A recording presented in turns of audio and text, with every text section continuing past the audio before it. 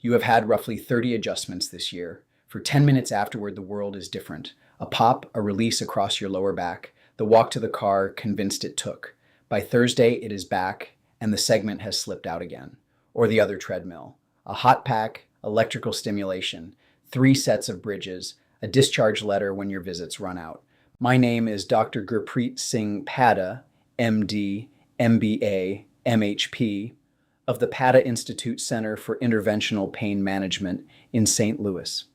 In 2 years of care, no one has defined your problem, what should measurably change in 90 days, or how they would know if it were not working.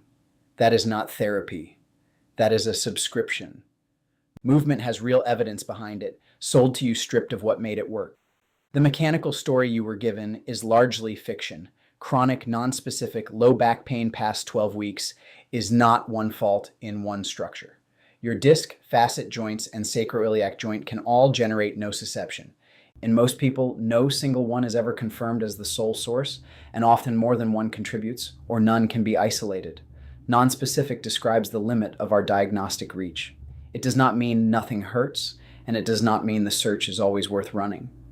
The signal is also amplified. Stabilizers that recruit late, so load lands on passive tissue, fear avoidance narrowing movement to whatever never hurts, gain turned up in the dorsal horn, now the adjustment.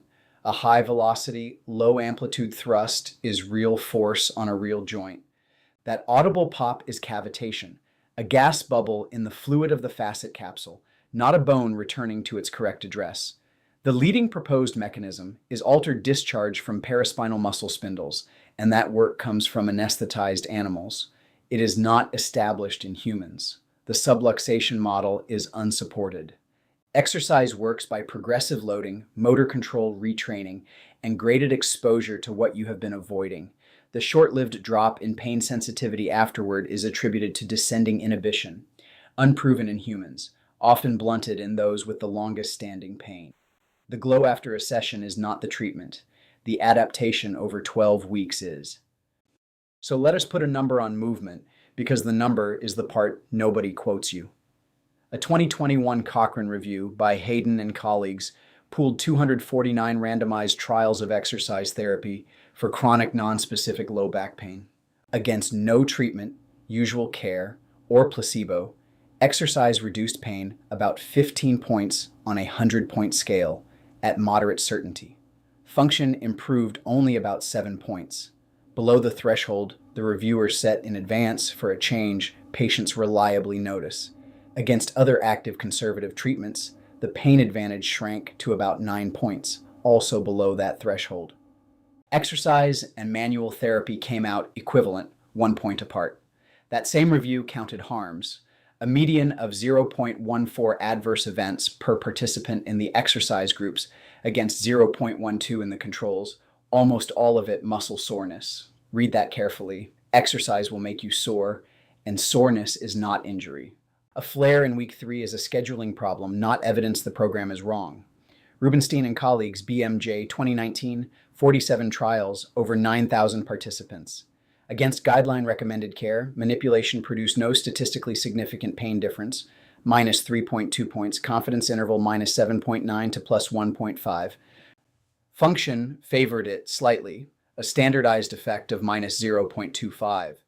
In about half the trials examining harms, the reviewers could not tell whether they were recorded systematically.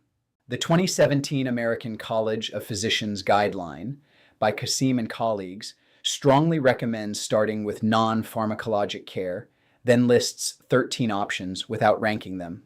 Exercise on moderate quality evidence, manipulation on low, 13 options, no hierarchy. Here's what a real back program looks like before anyone lays a hand on your spine. First, nonspecific is a conclusion, not a starting assumption. Red flags get cleared first: fever, unexplained weight loss, cancer history, night pain, saddle numbness, bowel or bladder change, progressive weakness, because those are urgent imaging problems, not therapy problems. I separate axial pain from radicular pain and neurogenic claudication and look for the inflammatory pattern, onset before 40, insidious rather than sudden, morning stiffness over half an hour, pain that improves with movement and does not improve with rest. night pain in the second half of the night that drives you out of bed. Because axial spondyloarthritis is one of the most consistently delayed diagnoses in medicine, mistaken for mechanical back pain for years, and an inflammatory spine does not belong under a thrust. Second, we localize. Extension and rotation that reproduce your pain raise the question of a facet source. They do not answer it. Physical examination performs poorly here, and any clinician who says the exam alone made the diagnosis is guessing. The answer comes from comparative medial branch blocks under live fluoroscopy with contrast, 2 blocks, different anesthetics, separate days, each requiring at least 80% relief, lasting as long as that drug should last. A single block is wrong somewhere between a quarter and nearly half the time. That is why I do 2, and why I will tell you if they disagree. Sacroiliac pain sits below L5, tested with provocation maneuvers, confirmed under image guidance. Discogenic pain worsens with sustained flexion and prolonged sitting. A pattern, not a test. The only confirmatory procedure is provocative discography, which carries its own controversy. Naming the generator changes what you train and what you avoid, but only when the naming is honest about how sure we are. Third, exercise gets dosed like a drug, specified load, sets, and tempo, progressed on a schedule, reassessed at 4 and 12 weeks against function you can name, how far you walk, whether you can lift your grandchild. If those numbers do not move, the plan changes. That is what separates rehabilitation from a punch card. Fourth, honesty about adjuncts. I have no quarrel with a thrust inside a loading program, only with it as a lifetime subscription. Avoid or modify it with osteoporosis, spinal cord compression, inflammatory instability, such as rheumatoid involvement of the neck, or anticoagulation. Serious events are rare but real. Cauda equina syndrome, disc herniation, osteoporotic fracture. Cervical arterial dissection has been reported after neck manipulation, a separate conversation worth having before anyone thrusts your neck.